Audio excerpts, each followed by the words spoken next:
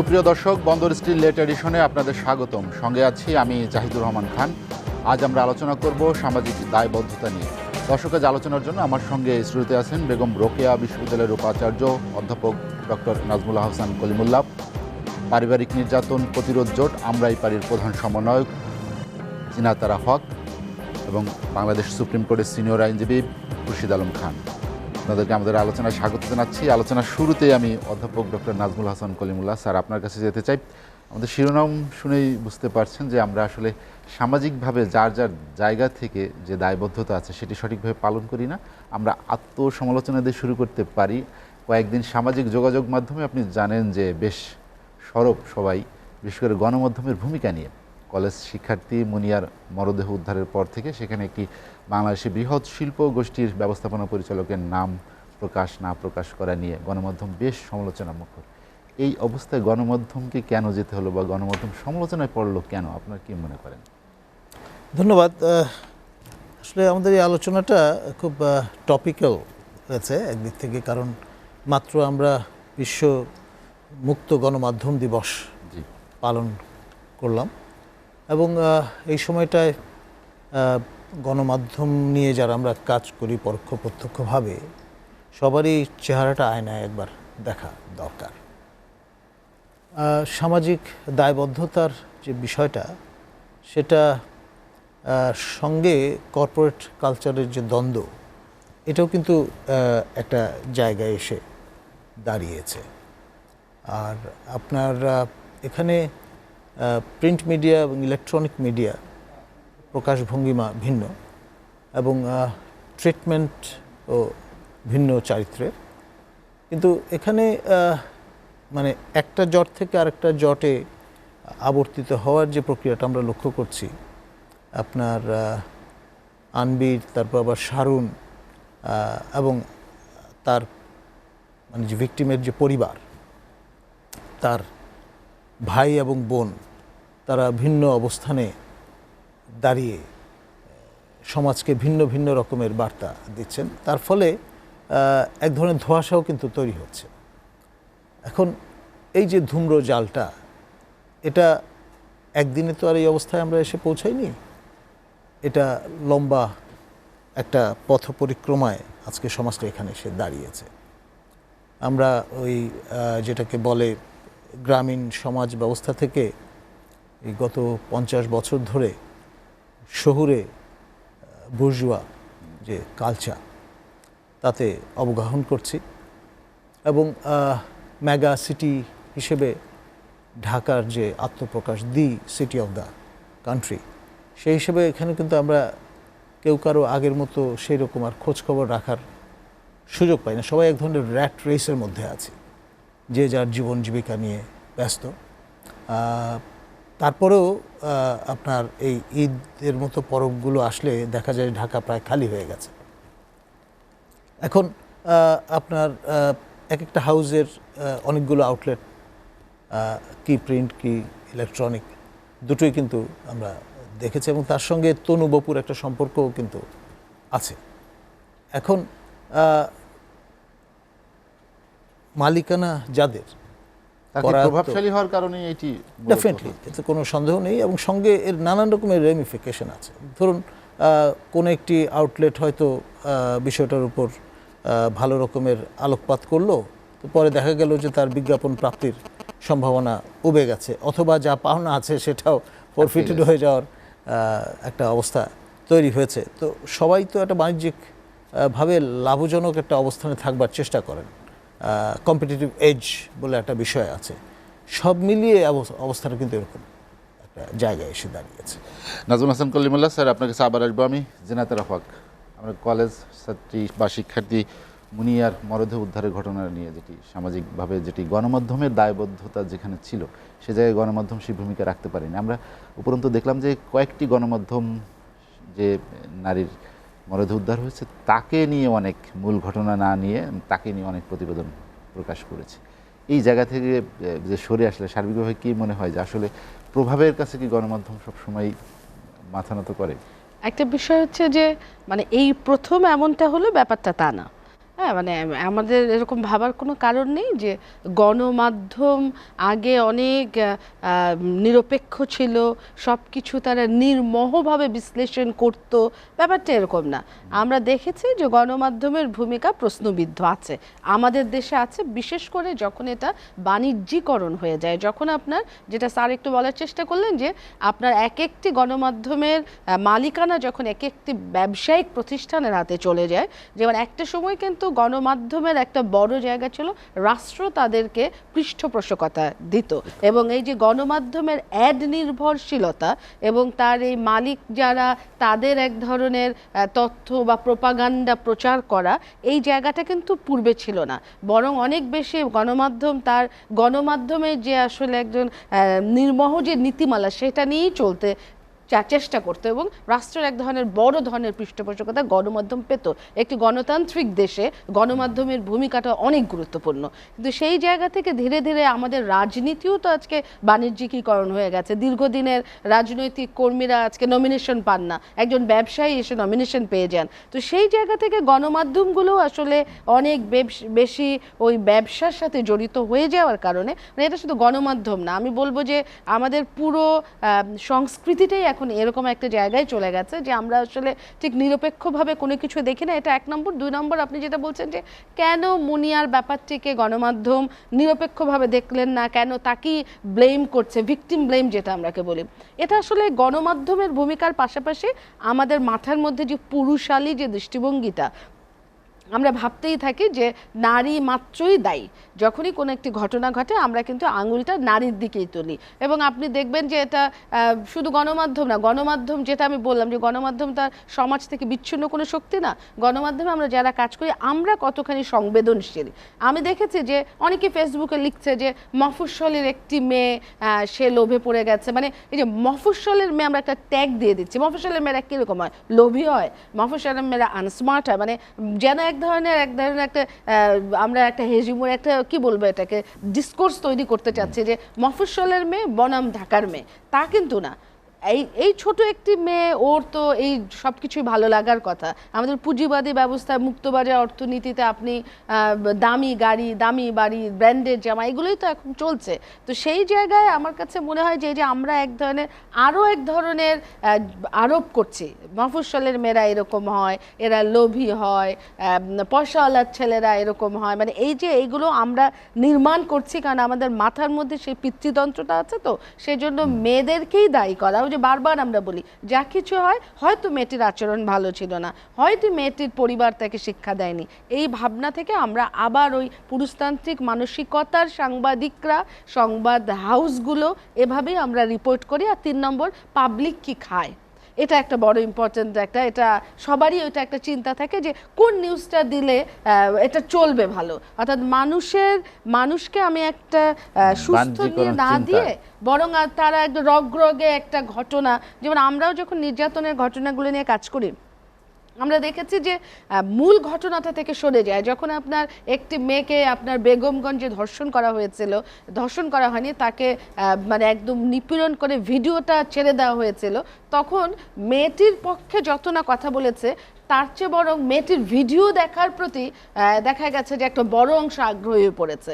তার মানে হচ্ছে যে আমরা নির্যাতনের বিরুদ্ধে না বলে আসলে নির্যাতনের ঘটনাটাকে আরো চর্চার মধ্যে নিয়ে এই ধরনের ঘটনা বারে বারে ঘটে কেন, বা যারা এদেরকে আশ্রয় দেয়, আপনি বেগমগঞ্জের ঘটনার কথা উল্লেখ করেছেন, সেখানে যারা এই ঘটনার সঙ্গে যুক্ত সেখানে তাদের পিছনে কিন্তু একজন জনপ্রতিনিধি আছেন বা এখনো তাদেরকে সহযোগিতা, আশ্রয় প্রশ্রয় দিচ্ছেন। আমাদের তো মূল জায়গা তো অন্য জায়গায়, যে রাজনীতির যে সংকট বা যে লোকগুলো রাজনীতিতে আসছেন তারা হয়তো ওই মানসিকতায় ধারণ করেন।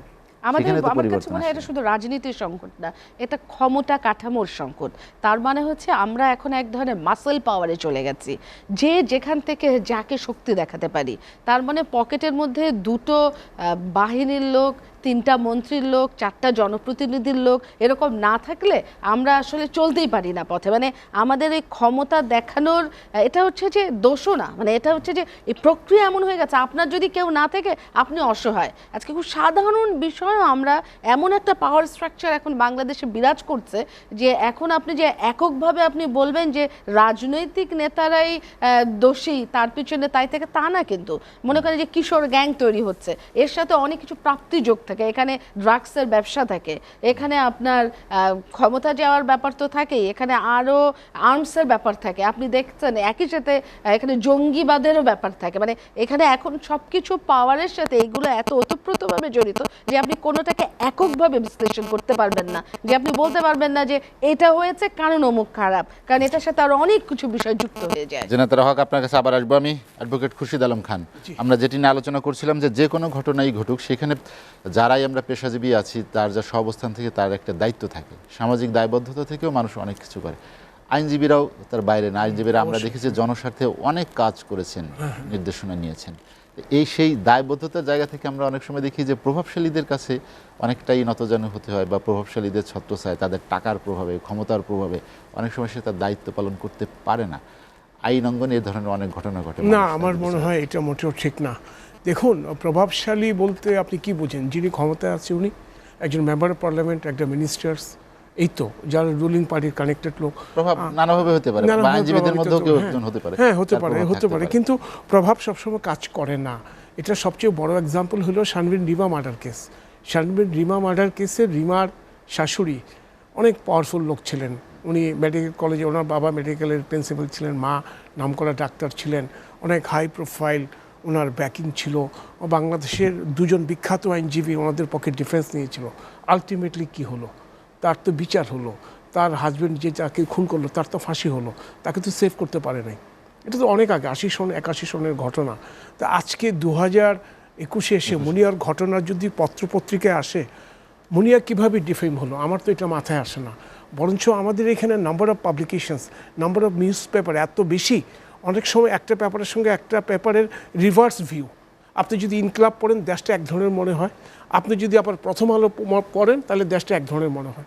আপনাদের 56টা এখানে মানে টিভি চ্যানেল আছে, আপনার ডিফারেন্স ভিউজগুলো মেনটেন করেন। তা আমি যদি 4টা পেপার কম্পাইল করি পড়ি তাহলে দেখা যাবে 70টা বেরিয়ে আসছে। আমি মনে করি এখানে রগে ম্যাডাম, উইথ ডিউ রেসপেক্ট, হ্যাঁ ম্যাডাম যেটা আমি কিন্তু সেভাবে দেখি না। আমি মনে করি এটা আসছে ওয়েল অ্যান্ড গুড। আর একটা যখন অফেন্স হয়ে গেছে, অফেন্সটা আন্ডার ইনভেস্টিগেশন। এবং কিন্তু আপনি প্রত্যেকটা নিউজ পেপারের যদি ট্রেন্ডটা দেখেন, ট্রেন্ডটা হলো ভার্চুয়ালি ইন ফেভার অফ মুনিয়া, মানে বিচার চাচ্ছে, তদন্ত চাচ্ছে। এই ব্যাপারে আমার কাছে 8-10 জন পত্রপত্রিকা আমাকে টেলিফোনে, মোবাইলে ইন্টারভিউ নিয়েছে। আমি বলছি হ্যাঁ, এটা প্রপার ইনভেস্টিগেশন হওয়া উচিত। ফরেন্সিক এক্সপার্টের কাছে গিয়েছি, রিপোর্ট আসবে, রিপোর্ট আসার পরে রিপোর্ট দিবে এটা কি আত্মহত্যা না হত্যা না আদার্স কিছু সার্কামস্টেন্সিয়াল ইভেন্ট। পুলিশও তো আমার মনে হচ্ছে এই ধরনের এখন পর্যন্ত টিল টুডে 26 তারিখ মনে ঘটনাটা ঘটলো, ডিটেক্ট হলো, আজকেও পর্যন্ত এখন তো বায়াসনেসের আমি কিছু দেখছি না। কিন্তু মানে আমি অ্যাজ এন লয়ার, অ্যাজ একজন অর্ডিনারি পার্সন, আমার কাছে মনে হচ্ছে পুলিশ এবং ডাক্তার দুটো জিনিস খুব ইন্ডিপেন্ডেন্ট ওয়েতে করছে। এখন একটা নিউজ চলে আসছে, যে করে হোক একটা ঘটনা ঘটে গেছে, এই ঘটনার জন্য মেয়েটা কতটুকু ইনভলভমেন্ট তার একটা প্রসেস, একটা অ্যাসেসমেন্টও থাকতেই পারে একটা সুশীল সমাজের কাছে, জার্নালিস্টের কাছে। এখন যখন একটা অফেন্স ঘটে, অফেন্স যখন হয়ে যায়, তখন কিন্তু অনেকগুলি ফ্যাক্টস অ্যান্ড সার্কামস্টান্সেসে কিন্তু এখানে চলে আসে যে মুনিয়া কেন গুলশানে থাকতো, কেন 1 লক্ষ টাকা বাসা ভাড়া, এই ধরনের কথাগুলি চলে আসে। ম্যাম যে কথাগুলি বললেন গ্রামের মেয়ে, ঢাকার মেয়ে, এটা কিন্তু আমার চোখে পড়েনি, আমার চোখে কিন্তু এটা পড়েনি ম্যাম। আমি হয়তো মিস করছি এটা, কিন্তু আমি কিন্তু আমি সেভাবে দেখি না। আমি যেটা বুঝি, একজন শিক্ষাবিদও আছেন, এটা সামাজিক মূল্যবোধের অবক্ষয়, হ্যাঁ, ল্যাক অফ এডুকেশন, এটা আমাদের মধ্যে প্রচণ্ডভাবে কাজ করছে। এই সামাজিক মূল্যবোধের অবক্ষয় এটা আমাদের গ্রাস রুটের একদম লেভেল পর্যন্ত চলে গেছে। এটাকে যদি আপনি ডেভেলপ করতে না পারেন তাহলে এই সমস্যাটা আরও হবে, বাড়তে থাকবে। এটা হওয়া উচিত না অবভিয়াসলি। বেগমগঞ্জের যে ঘটনাটা বলছে উনি একদম কারেক্ট কথা বলছে, যে ঘটনাটার যতটুকু মানুষ এমফাসিস দিচ্ছে তার চেয়ে বেশি এমফাসিস দিচ্ছে ভিডিওটা। হ্যাঁ, যে নুসরাত মার্ডার কেস, এটা কিন্তু অল্প কদিনের মধ্যে ট্রায়াল হয়ে গেছে, এক্সাম্পলি পানিশমেন্ট হয়েছে, হাইকোর্টেরও মামলাটা লিস্টে আছে, নর্মাল কোর্ট হলে এটাও শেষ হয়ে যাবে। কাজে আমি মনে করি না, বরঞ্চ গণমাধ্যম এইসব ক্ষেত্রে অত্যন্ত শক্তিশালী ভূমিকা পালন করে। ধরেন যাদের গ্রুপ নিয়ে এই ইনসিডেন্টটা হয়ে গেল তারা তো অনেক কিছু করতে পারতো, ধামাচাপা দিতে পারতো, কিন্তু তারা তো ধামাচাপা দিতে পারছে কিনা আমরা জানি না, কিন্তু তারা কিছুই করতে পারছে না, বরঞ্চ হাইকোর্টে আগাম জামিনের জন্য আসছে। ডিউ টু জুরিসডিকশন আগাম জামিন হচ্ছে না শুনানি। তো আগাম জামিন কে আসে? যে মানে থ্রেট আছে, যার ভয় আছে, আইনকে ভয় পায়, সেই তো আসে। তো আমি মনে করি গণমাধ্যম সোফার রিলেস টু বর্তমানে অনেক শক্তিশালী আমাদের দেশে, পার্টিকুলারলি ডেইলি স্টার, প্রথম আলো এবং অনেক পত্রপত্রিকা, এরা প্রচণ্ড শক্তিশালী। আমার তো মনে হচ্ছে এরা দেশের চোখ, আয়না, আমার কাছে সেটাই মনে হয়। ইভেন কি আমরা দুদকের মামলা করতে গিয়ে যখন অনেক গুরুত্বপূর্ণ মামলা হেরে গিয়েছি, দুদককে ছাড় দেয়নি, এডিটোরিয়াল পর্যন্ত লিখেছি দুদকের কোথায় কোথায় গলত, কী করা উচিত। তো এটা তো এই যে সমালোচনা, কনস্ট্রাকটিভ ক্রিটিসিজম, আমি বিং এ লয়ার, আমি তো অ্যাপ্রিসিয়েট করি, আমি তো এটাকে খুব মানে সাধুবাদ জানাই, এবং আমি খুঁজি যে ওনার লেখার মধ্যে যেই আমার রিফ্লেকশনটা আসছে কাজের, সেখানে আমার ডিফেক্টটা কোথায়, আমি ভবিষ্যতে কিউর হচ্ছে এটা। এবং আমাদের এখানে যেটা সবচেয়ে বড় ডেভেলপমেন্ট হয়েছে সোশ্যাল অ্যাওয়ারনেসটা, এটা ট্রিমেন্ডাস ওয়েতে ডেভেলপ হয়েছে, কিন্তু অবক্ষয়টা, সামাজিক অবক্ষয় এখনও এটা করা, এখনও অনেক লো প্রোফাইলে আছে। এটাকে যদি আমরা একটু ডেভেলপ করতে পারি, এটাকে যদি একটা জেনারেশনের এডুকেশনের মাধ্যমে যদি ডেভেলপ করতে পারি, তাহলে অনেক কিছুই আমার মনে হয় ইন ফিউচার আশা করা যায়। খুরশিদ আলম খান, আমরা একটা বিরতি নিব। দর্শক, বন্দর স্টিল লেট এডিশনে নিচ্ছে একটা বিরতি, ফিরবো শীঘ্রই, সঙ্গেই থাকুন।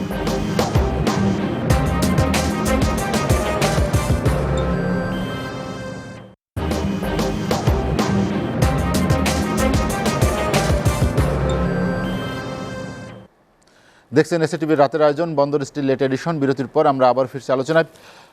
অধ্যাপক ডক্টর নাজমুল হাসান কলিমুল্লাহ, আমরা সামাজিক দায়বদ্ধতা নিয়ে আলোচনা করছিলাম। আপনি জানেন যে পুরান ঢাকায় কেমিক্যাল গোডাউনে আগুনের ঘটনা যখন একটি বড় ধরনের নিমতলিতে ঘটনা ঘটলো, তখনই কিন্তু এটি সরিয়ে নেওয়ার কথা ছিল, কিন্তু তারপরে আবারও একই ঘটনা ঘটলো চকবাজারে, এবং কয়দিন আগে আপনি জানেন যে আরমানিটোলায় আর একটি ঘটনা ঘটেছে, সেখানে মানুষের প্রাণ যাচ্ছে। এই বারে বারে যে বলা হচ্ছে, তারপরেও সরকার যেমন পদক্ষেপ নেন, খুব তড়িঘড়ি করে চেষ্টা করেন, যখন একটি ঘটনা ঘটে তারপরে আর সেগুলোর হদিস থাকে না। এই যে দায়বদ্ধতা, এটা কার কাছে কে জবাবদিহি করবে? দেখুন, আসলে সমস্যার রুটসটা অন্য জায়গায় নিহিত। এটা হচ্ছে আমাদের অ্যাডহক কালচার।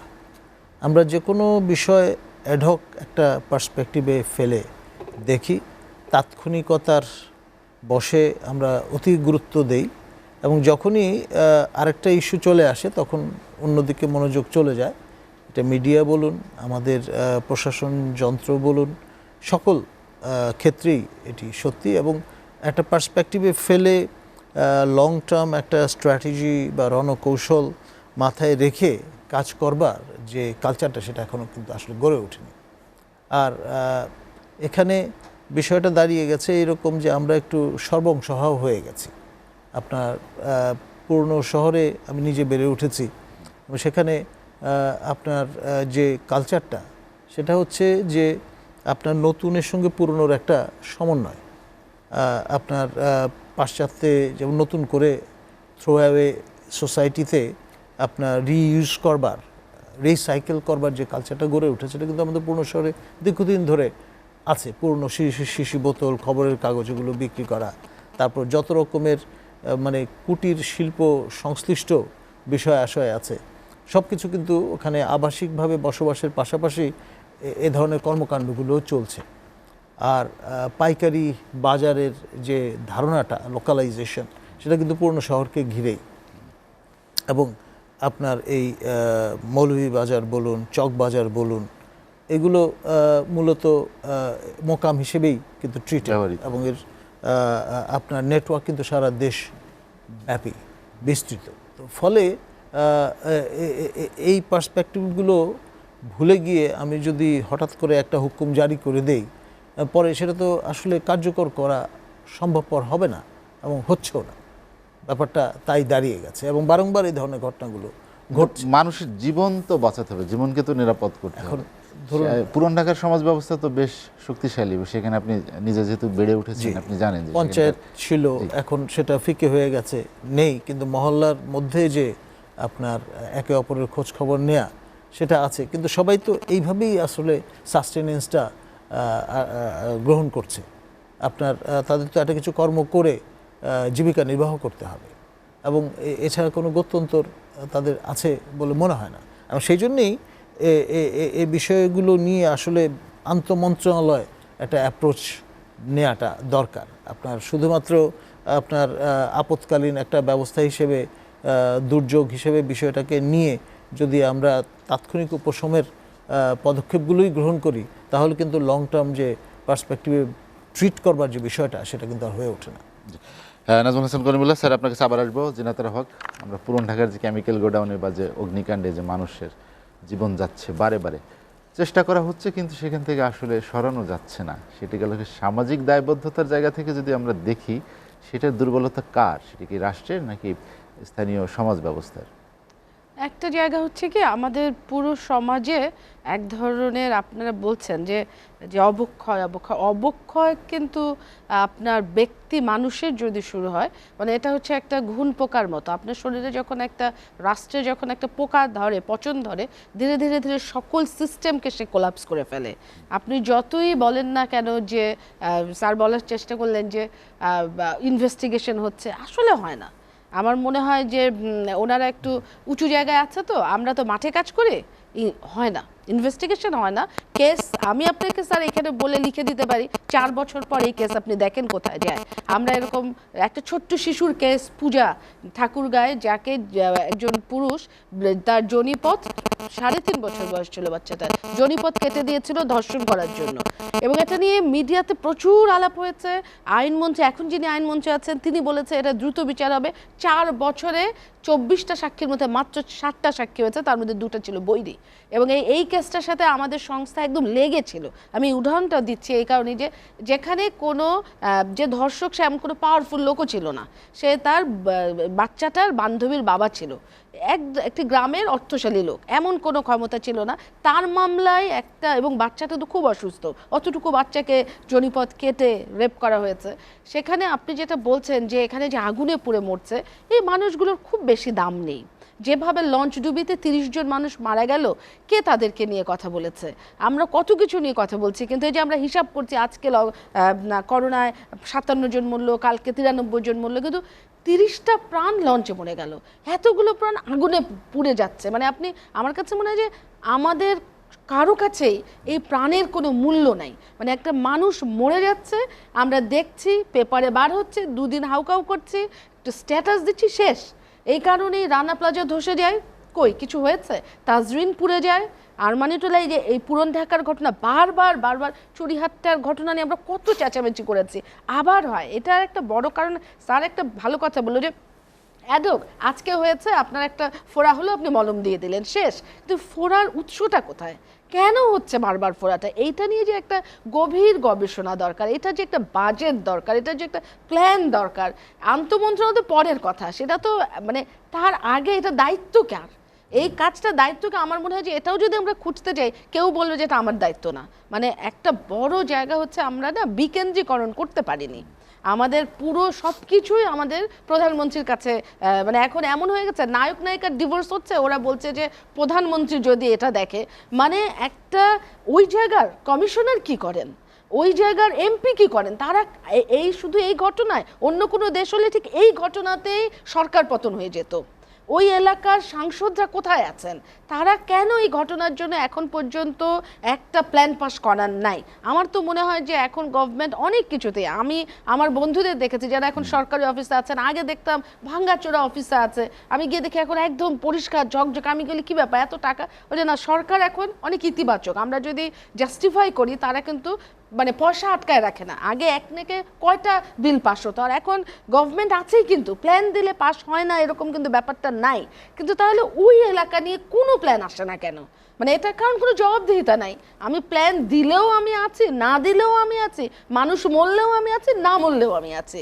জবাবদিহিতা যদি না থাকে, তাহলে তার তো ওই কাজের কোনো গরজ নাই। আমরা যে চাকরি বাকরি করি, আমাদের পারফরমেন্স অ্যাপ্রাইজাল বলে একটা ব্যাপার আছে। আমাদের সমস্যা হচ্ছে, আমাদের জনপ্রতিনিধি বলেন, আমাদের সরকারি আমলাদের বলেন, এনাদের অ্যাপ্রাইজাল ব্যাপারটা আছে কিনা আদৌ, বা হয় কিনা, সেটা হচ্ছে বড় ব্যাপার। এটা যদি থাকতো, আমার মনে হয় যে জনপ্রতিনিধি তো মানুষের কাছে এখন তারা অ্যাকাউন্টেবলই না, ইভেন তারা তাদের যারা আছেন মাথার উপর, তাদের উপরও তারা অ্যাকাউন্টেবল না।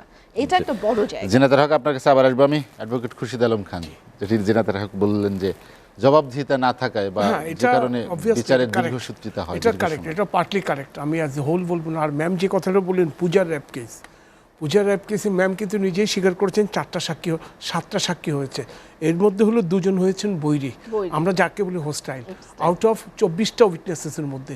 তো অন দ্য প্রসেস তো ট্রায়ালে আছে, তো আপনি তো wait সময় করতে লাগছে তো হবে। দীর্ঘ হ্যাঁ, সময়। লাগবে, ডিলে ডিফেক্টস জাস্টিস। 4 বছরে মেয়েটা তো অসুস্থ, আমি তো মরেই যাবে। না, আপনি বিচার পাবেন, আমি আপনাকে নিশ্চয়তা দিচ্ছি। 30 বছর পরে এই বিচার পূজার দিয়ে আমি রায় কি আপনি করব? দেখবেন। শুনেন, জয়ললিতার দুর্নীতির মামলা 20 বছর লিখেছে ইন্ডিয়াতে। স্যার এই বিচার দিয়ে কি করব আমরা? না, এই বিচার দিয়ে কি করবেন জানেন? আমি জয়ললিতার এক্সাম্পলটা আপনাকে দিচ্ছি।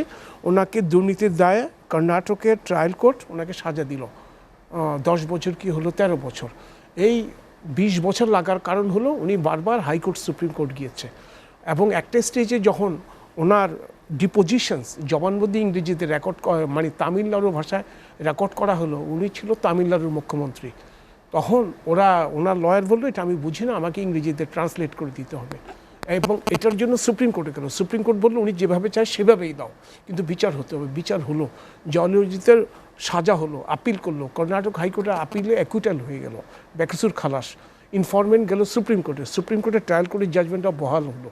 ওই in the meantime during this period high court থেকে সুপ্রিম কোর্ট জয়ললিতা ওখানে মারা গেল। Shashi Kapoor still in custody, ওনার যে সহযোগী ছিল। তো এই জয়ললিতা বিচার হলো, সুপ্রিম কোর্টে ওরা প্লি নিল, জয়ললিতা যেহেতু মারা গিয়েছে আপিলটা অ্যাবেট হয়ে যাবে, কারণ উনি ডিসিজড অলরেডি, কারণ ওনার মামলা বলে যে না, মামলা চলবে অন মেরিট। আসামি মারা গিয়েছে, সাজাপ্রাপ্ত ব্যক্তি মারা গিয়েছে, খালাসপ্রাপ্ত ব্যক্তি মারা গিয়েছে, অফেন্স নেভার অ্যাবেট, অফেন্স কখনো অ্যাবেট হবে না। তাহলে তো স্যার ব্যাপারটা এরকম, আমার অন্যায় করতে লাগে 3 সেকেন্ড আর বিচার পাইতে লাগে 30 বছর, তাহলে আমার অন্যায় করাটাই তো ইজি। রাইট রাইট, হ্যাঁ হ্যাঁ, আমি তো এটা তো ওই অ্যানালজিতে আমি এগ্রি করছি। রাইট রাইট, একটা মার্ডার হচ্ছে, একটা মার্ডার হচ্ছে 30 বছর ধরে আমি যদি কোর্টকে থামায় রাখি, 30 বছরে না, আপনি তো আমি থামায় রাখতে পারবেন না। চলুক, আমরা অন্যায় করতেই থাকি। লিগ্যাল প্রসিডিউর আপনাকে ফলো আপ করতেই হবে। লিগ্যাল প্রসিডিউর করার এমন কি ব্যাপার? না, আপনাকে তো লিগ্যাল প্রসিডিউর ফলো ছাড়া আপনি কখনো বিচার পাবেন না। জাস্টিস হারিড, জাস্টিস বারিড, ঠিক রিভার্স ওয়েতে আছে। জাস্টিস ডিনাইড, হ্যাঁ, দুদিকেই আছে, হ্যাঁ, দুদিকেই আছে। বাট কিন্তু আমি আপনাকে এশিওর করছি আপনি বিচার পাবেন।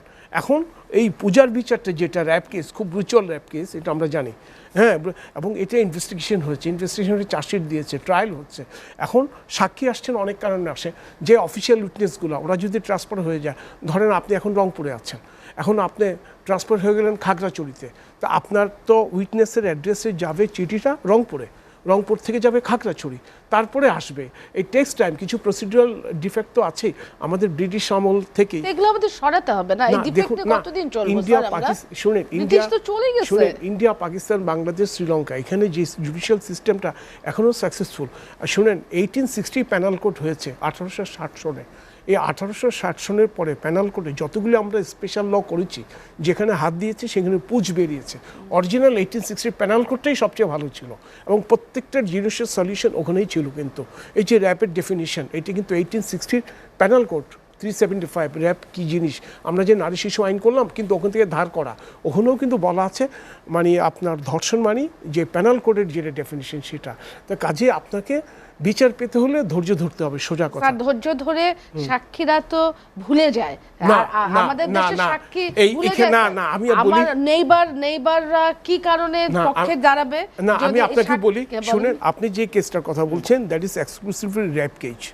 এই র্যাপ কেসের আচ্ছা, মধ্যে রেপ কেস, জমির কেসেও আমার সাক্ষী থাকবে? মনে করেন রেপ কেস বাদ দেন, না, জমির কেসে আমার সাক্ষী না, থাকবে? জমির কেসটা হলো ডিফারেন্ট, এটা হলো সিভিল লিটিগেশন। আপনি হয়তো ডিক্লারেশন অফ টাইটেল, ওনারশিপের জন্য একটা মামলা করলেন, সেখানে তো আপনাকে প্রুফ করতে হবে এটা আপনি ওনারশিপ, আপনি কিভাবে ইনহেরিটেন্সের মাসে এই জন্য তো স্যার মামলা, লোক মরে যায় আর এর মামলা চলতেই থাকে। জমির ওটা মামলা। ঠিক, জমির না মামলা। না না, ওটা ঠিক। আপনার আমাদের এখানে প্রসিডিউর বাটোয়ারা মামলা অনেক তো টাফ। 3 জেনারেশন ধরে হ্যাঁ, চলতে থাকে। বাটোয়ারা মামলা 50 বছরে চলছে। এটা কোনো কথা হলো না, স্যার? এটা কোনো তাহলে কথা আদালত না, আদালতকে তো আপনাকে আদালতের আস্থা থাকতে হবে, আস্থা আদালতের আছে প্রতি তো। যেতে হবে। আপনি কি মানুষ কি বিচার পাচ্ছে না? মানুষ কি বিচার পাচ্ছে না? ওই আপনি যে আমি বলেন। বললাম যে পরিমাণে আমি বিচার পাই দুটো, অন্যায় করি 200টা, সেই বিচার, দুটো বিচার নিয়ে হারটা আমি তো কম। না না, সেই কিন্তু অন্যায়ের কোনো বিচার তো example হয় হচ্ছে না। তো, যে আপনি যে এক্সাম্পলটা দিলেন, অন্যায় করতে লাগে 3 মিনিট, বিচার পেতে লাগে আমাকে 30 30 বছর। ইয়ার্স। হ্যাঁ, এটা লাগতেই পারে, স্বাভাবিক। একটা মার্ডার হচ্ছে, ব্রুচুয়াল কিলিং মানে হাফ অ্যান আওয়ার, 20 মিনিট 25 মিনিটে, কিন্তু ওই হাফ অ্যান আওয়ারের আমাকে প্রসিকিউশন পুলিশ পুলিশকে বা প্রসিকিউশনকে সেটা প্রুফ করতে গিয়ে আমাকে 30 ইয়ার্স লাগতে পারে, স্বাভাবিক, কিন্তু 30 ইয়ার্স লাগে এই কারণে বিকজ অফ প্রসিডিউরটা আমাকে মেনটেন করতে হবে। 30 বছরে আমি যদি অন্যায়গুলো বাড়তে থাকে, না, বাড়তেই থাকে অন্যায়গুলো, সেটা ওটার জন্য তো অন্যায় বাড়ার জন্য এক জিনিস আর আপনি বিচার পাওয়া এক জিনিস। আপনি বিচারটা যদি আপনি পান, এক্সাম্পলি যদি পানিশমেন্ট হয়, যেমন নুসরাত মার্ডার কেসে এক্সাম্পলি পানিশমেন্ট হয়েছে, নিম্ন আদালতে হয়েছে স্যার, উচ্চ আদালতে, উচ্চ আদালতে মামলা লিস্টে আছে, যদি ফিজিক্যাল কোর্ট থাকতো এতদিনে শেষ হয়ে যেত। আজকে 1 বছর যাবত চলছে ভার্চুয়াল কোর্ট, ভার্চুয়াল কোর্টের কারণে এটা হচ্ছে না, ডেথ হয়তো হয়ে যেতে পারে, একদম লিস্টে আছে মামলা। তারপরে আপনি কেন ওই যে শারভিন রিভার তো আমি এক্সাম্পল দিলাম, ওটা তো উচ্চ আদালত পর্যন্ত রিভিউ পর্যন্ত অ্যাফার্ম করেছে এবং ফাঁসি এক্সিকিউট হয়েছে। প্রচুর মামলা আপনি রেফারেন্স পাবেন, বঙ্গবন্ধু মার্ডার কেস, অনেক মামলা পাবেন, জেল কিলিং কেসে অনেক কেসই পাবেন। এবং আপনি হয়তো বলতে পারেন এটা হাই প্রোফাইল কেস, কিন্তু অর্ডিনারি কেসে এক্সিকিউট হয়েছে আপনি উইদিন 5 ইয়ার্স, প্রচুর নজির পাবেন আপনি। নট অনলি দ্যাট, হাইকোর্টের ডেথ রেফারেন্স আগে শুনানি হতে অনেক সময় লাগতো। ব্যাপার হচ্ছে কি স্যার, আপনারা তো লয়ার, আপনারা আইনের ভাষায় বলেন, আর আমরা তো সাধারণ মানুষ, আমরা আমাদের জীবন দিয়ে বলি। শুনুন, আমরা সাধারণ জীবনে আমরা একটা সুস্থ, আমরা অনেক কিছু চাই না। আপনি আইন দিয়ে 40 বছর কাটান, এই 40 বছরে আমি একটা অন্যায়ের পেইন মাথায় নিয়ে ঘুরি স্যার, সেটা বুঝতে হবে। তাহলে আমার জন্য আইন, কিন্তু আইনের জন্য আমি না। অবশ্যই তাহলে আইন এটা শুধরাতে হবে, আমাকে বিচার দিতে হবে। যেটা অন্যায় হয় যত দ্রুত আমাকে একটা এক্সাম্পল দেবে যেটা অন্যায় হয়েছে, তত আমি সাহস পাবো যে আমি ভালো একটা সমাজ চাই। না তো এটা অন্যায় রাজত্ব প্রতিষ্ঠিত হবে। কিন্তু আপনি দেখেন rate of disposal of the particularly criminal cases, rape cases, heinous crime এখন কিন্তু অনেক র্যাপিডলি ডিসপোজাল হচ্ছে। আমরা আর একটা বিরতি নিব দর্শক, বন্দর স্টিল লেট এডিশনে নিচ্ছে আর একটা বিরতি, ফিরবো শীঘ্রই, সঙ্গেই থাকুন।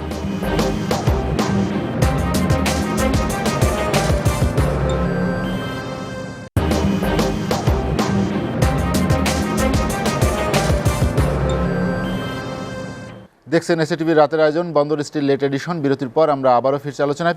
অধ্যাপক ডক্টর নাজমুল হাসান কলিমুল্লাহ স্যার, যেটি নিয়ে আমরা আলোচনা করছিলাম সামাজিক দায়বদ্ধতা, যেটি জিনাতার হক একটি কথা উল্লেখ করেছেন যে লঞ্চ ডুবিতে 30 জন মারা গেল।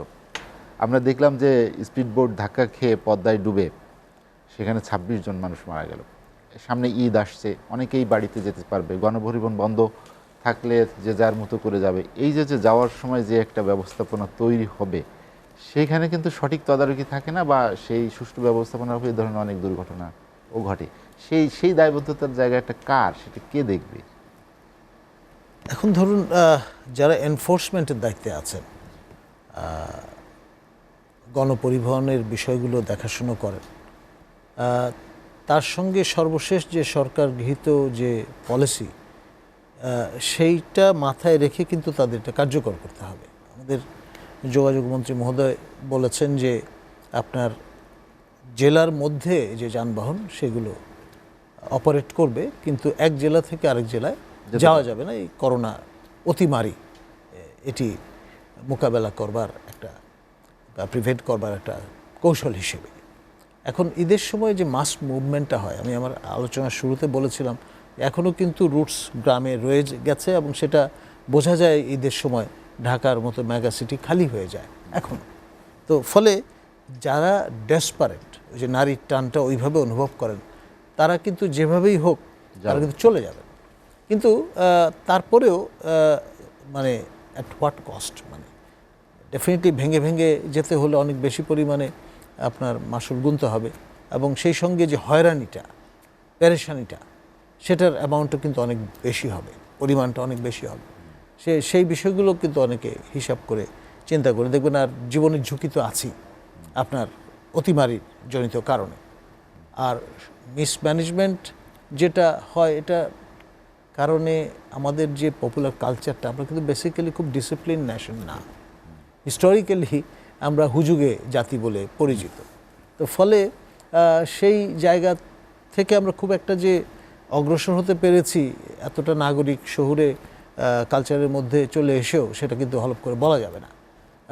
আর সুযোগ পেলেই কিন্তু আমরা ওই মানে কিউতে দাঁড়ানো থেকে যে যার মতো করে আগে কিভাবে লক্ষ্যে পৌঁছে যাব সেরকম একটা চেষ্টা করে থাকি। তারপরে এলবো আউট করার একটা প্রবণতা সবার মধ্যেই কম বেশি আছে। বা পদ্মার যে দুর্ঘটনা এটি যদি বিশ্লেষণ করেন, দেখেন যে এখানে স্পিডবোট কিন্তু বেশ আগে থেকেই চলে এবং স্থানীয় প্রশাসন, স্থানীয় নেতা, জনপ্রতিনিধি সবার অনুমতি বলবো বা তাদের চোখের সামনেই কিন্তু এটি যাচ্ছে। আর এই দুর্ঘটনা নতুনও নয়, এর আগেও অনেক দুর্ঘটনা মানে ঘটেছে। একটা বড় সমস্যা হচ্ছে ধারণ ক্ষমতার বাইরে অতিরিক্ত যাত্রী বা মাল পরিবহন করা। এটা স্থলে বা জলে সর্বত্রই কিন্তু বিরাজমান, আমরা সেটা দেখেছি। এই মানে সেনা নিয়ন্ত্রিত তত্ত্বাবধায়ক সরকারের সময় যখন এই ধরনের রেস্ট্রিকশনগুলো আরোপ করার চেষ্টা করা হয়েছে, তখন দেখা গেছে এর ফলে মূল্য বৃদ্ধির ঘটনা ঘটেছে। কারণ যে ক্যাপাসিটির বাইরে বেশি পরিমাণ মালামাল পরিবহন করার কারণে কিন্তু প্রাইস লেভেলটা লো থাকে। এখন যখনই আপনি এটা কার্যকর করতে যাবেন তখনই আরেক রকমের প্রতিক্রিয়া দেখা দিচ্ছে। আর আপনার এই পরিবহন খাতে যে দুর্নীতি এবং উপরি আয়ের যে সুযোগ, সেই বিষয়টাও কিন্তু ধর্তব্যের মধ্যে আপনাকে নিতে হবে। এখন ঘাটে ঘাটে আপনার এই চাঁদাবাজিটা কিন্তু চলে, এটা বাস্তবতা। এটাকে আমরা যতই নীতি নৈতিকতার দোহাই দিয়ে আপনার ঢেকে রাখবার চেষ্টা করি না কেন, বাট এটার এই বক্রাটা কিন্তু অনেক দূর পর্যন্ত আপনার ভাগাভাগিটা হয়। এখন এই জায়গাগুলোকে অ্যাড্রেস করতে হলে আমাদের ওই মরাল যে স্ট্যান্ডার্ডটা সেটা কার্যকর করবার জন্যে শুধুমাত্র নীতির দোহাই দিলে কিন্তু কাজ হবে না।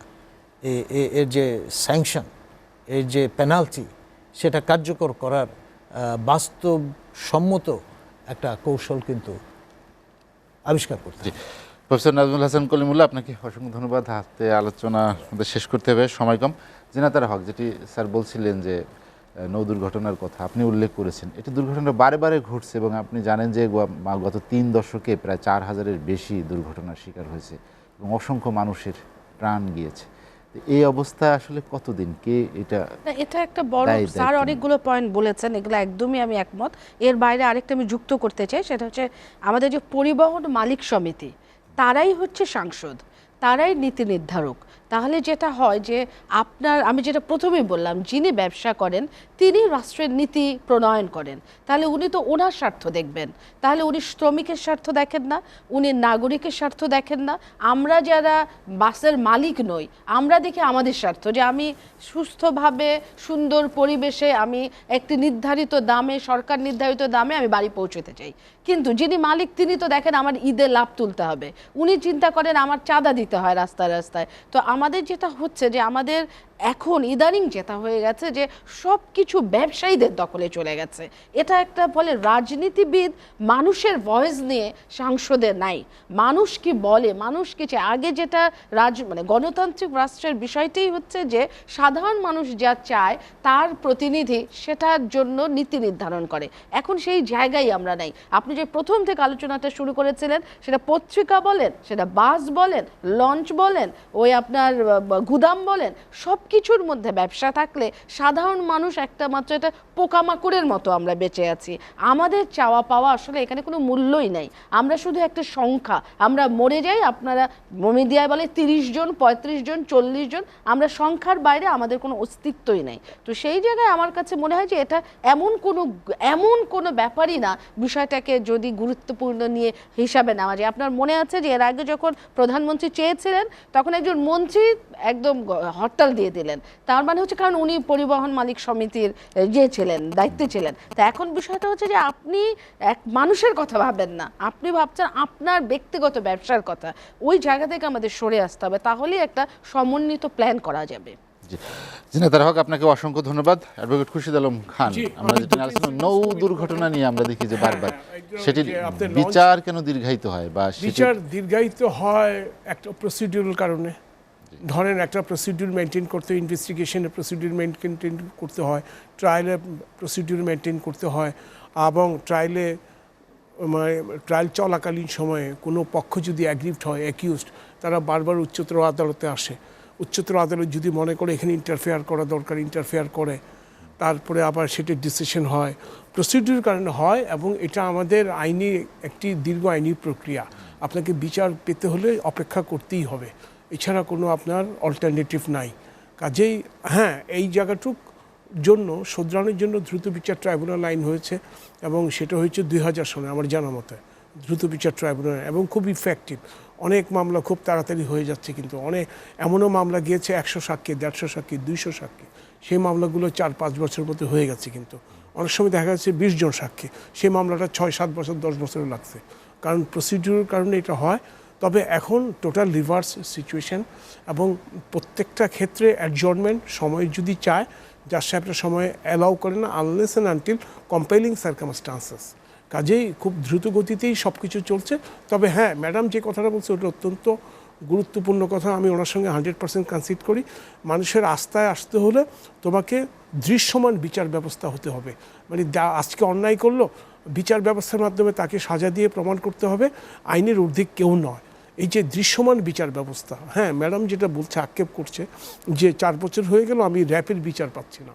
হ্যাঁ, এটা অবভিয়াসলি এটা খুব দুঃখজনক, এটা দুঃখজনক অবশ্যই। এটা মানে আমার স্বীকার করতে কোনো নাই, লজ্জা নাই। কিন্তু থিং ইজ দ্যাট আমি যদি ক্রেডিবল এভিডেন্স ছাড়া কাউকে তো সাজা দিতে, আইনে কাউকে সাজা দেওয়া যাবে না। মানে সাজাটা দে আইন, কিন্তু প্রসিকিউশন তার এভিডেন্সটা লঞ্চ করে আইনের যদি মধ্যে পড়ে, তাহলে সেখানে আদালত তাকে সাজা দিবে আইনের আওতায়। তো যতক্ষণ পর্যন্ত আইনের সাজা নিশ্চিত না হবে, ততক্ষণ পর্যন্ত সাধারণ মানুষের কাছে তো একটা ফ্রাস্ট্রেশন থাকতেই পারে। সেক্ষেত্রে আমাদের পেশেন্স লাগবে। সেই পেশেন্স যদি আপনি যদি রাখতে পারেন, আমায় এতটুকু আপনাকে নিশ্চয়তা বলতে পারি, আমি একজন লয়ার হিসেবে, আপনি বিচার পাবেন। আমাদের দেশে এই অবস্থাটা এখনও যথেষ্ট শক্তিশালী, আপনি বিচার পাবেন, বাট টেক্স টাইম। এখন আপনি পেশেন্স যদি রাখতে না পারেন, সেখানে আমি আপনাকে রিকোয়েস্ট করবো অন বিহাফ অফ মানে লয়ার কমিউনিটি, আপনি পেশেন্স নিন, একটু ধৈর্য ধরুন, অবশ্যই বিচার পাবেন। আইনের ঊর্ধ্বে কেউ নয়, আমাদের বাংলাদেশে এটা 1000বার প্রমাণিত হয়েছে। এটি রাষ্ট্রীয় কাঠামোর কথা বলেন, আমরা যদি একটু ব্যক্তি পর্যায়ে আসি, যে একজন সুনাগরিকের যে বিষয়টি নৈতিকতা, এবং আপনি যেটা উল্লেখ করেছেন যে সামাজিক অবক্ষয়ের, অধ্যাপক মহোদয় যে কথাটা বললেন ওটা তো অত্যন্ত গুরুত্বপূর্ণ, যে আমরা হিস্টোরিক্যালি ইনডিসিপ্লিন, আমাদের এখানে ডিসিপ্লিনের অভাব আছে। যে আপনি দেখেন বাজারে দেখেন মাস্ক নাই, স্বাস্থ্যবিধি নাই, খুব রেয়ার। কিন্তু অনেক সময় খুব ভালো লাগে একজন রিক্সা পুলার যখন মাস্ক পরে রিক্সা চালাচ্ছে। আপনি ঢাকা শহরে দেখেন ম্যাক্সিমাম রিক্সা পুলার মাস্ক ইউজ করতেছে। কিন্তু কাজে এই অ্যাওয়ারনেসটা, ডিসিপ্লিন লাইফটা আমাকে যদি আনতে হয় একটু সময় লাগবেই। আমরা সারা জীবন ইনডিসিপ্লিন ওয়েতে চলছি। উইদিন 30 days, উইদিন ইয়ার তো আপনি আমাকে ডিসিপ্লিনে আনতে পারবেন না। তবে আমার মনে হয় ডিসিপ্লিনই চলে আসবে। যেভাবে ধরেন স্বাস্থ্যবিধি, মাস্ক, আমরা অ্যাওয়ারনেসটা বিল্ড আপ হচ্ছে, তাতে একটু হয়তো সময় লাগতে পারে। তবে ডিসিপ্লিনে আপনি যদি আনতে পারেন, আমি মনে করি এটা কোনো ব্যাপার না। আমরা ইনডিসিপ্লিন, এটা ঠিক, আমরা কেউ মানি না, কারোর সঙ্গে মানি না। ওই যে কিউটাকে আমরা ভ্যাকেট করে ব্যাংকে গেলাম টাকা ওঠানোর জন্য, 25 জন আছে লাইনে, কিন্তু দেখা যাচ্ছে আমি পিছনে চলে গেলাম। আমি চিন্তা করলাম 25 জন অনেক সময়, পরে আমার পরিচয়টা দিয়ে সবাইকে টপকে আমি গিয়ে টাকাটা উঠে নিয়ে আসলাম। ক্যাশিয়ারও কিছু বললেন না, যে ভদ্রলোক আসছেন ওনাকে বিদায় করে দিই, আর অন্য কাউ কোনো আপত্তিও দিলেন না। কিন্তু তো কাজে এই ধরনের আমাদের সোশ্যাল অ্যাওয়ারনেসটা বিল্ড আপ করতে হবে, আইনটাকে মানতে হবে, আইনকে শ্রদ্ধা করতে হবে, এবং প্রত্যেকের ইন্ডিভিজুয়াল রাইটটাকে সম্মান দিতে হবে।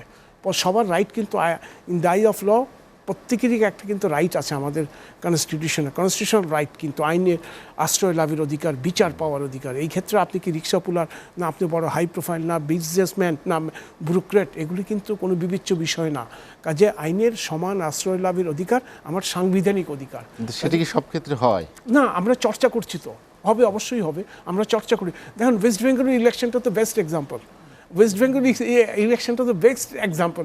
যদিও পরদিন অনেক রেজাল্টের পরদিন 11 জন না 15 জন মারা গিয়েছে, কিন্তু ওই যে মানুষের মধ্যে প্রুডেন্স কীভাবে ডেভেলপ হলো, ধর্মকে দিয়ে ভাগ করা যাবে না, এটা কিন্তু ডিসকারেজ করলো মোদির এই থিওরিটা।